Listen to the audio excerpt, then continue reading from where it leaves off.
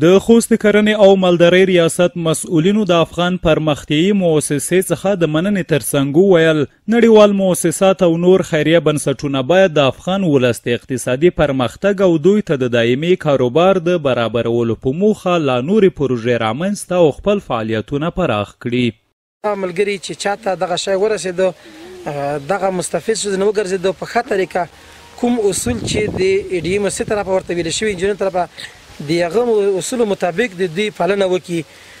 دا شی باید ترویج شي، عام شي. مطلب د موږ مقصد د موږ دا دی چې دا شی په د وطن کې په د ځای کې د نسل رواج شي. د افغان پرمختیایي مؤسسې د زراعت د برخې مسؤل د مرکز اړوند منګسو په سیمه کې د 24 وزو د توزیع پر مهال وویل له دې پروژې ګټې اخیستونکي باید د دې نسل زیاتونې ته پام وکړي څو له دې لارې دوامدار عاید ترلاسه او د دوی لپاره د دایمي کاروبار وسیله وګرځي.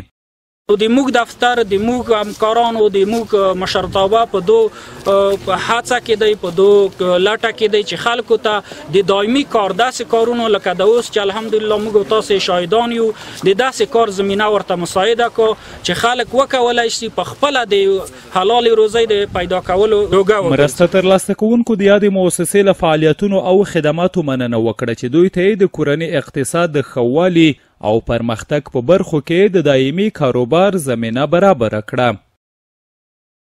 موږ د EDM مؤسسې نه ډېره مننه کوو چې د موږ په کلي ملات کې داسې مؤسسې کړي دي چې موږ ته غور پیدا کوي. هغه د وضو دي، د پیلمرغونو دي، د ګرین هاوس دا هغه موږ ته کړي دي، جوړ کړي دي.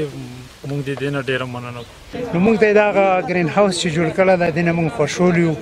مطلب دا ده چې موږ د پوره بلکې د ولس د خلکو د پوره مارکیټ د پوره چې دی ده موږ خوري وکړو. مطلب دا ده محنت وکړو که نه بغیر محنت هېواد ونیو کې هېڅ شی نه میلویږي.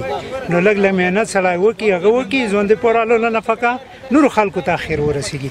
د یادونې وړ ده چې یو شمېر نورې مؤسسې هم دا مهال د خوست په بېلابېلو سیمو کې ګڼې پروژې تر کار لاندې لري چې په بشپړېدو سره به یې زیاتو خلکو ته د کاري زمینې ترڅنګ اقتصادي ګټې هم ورسیږي.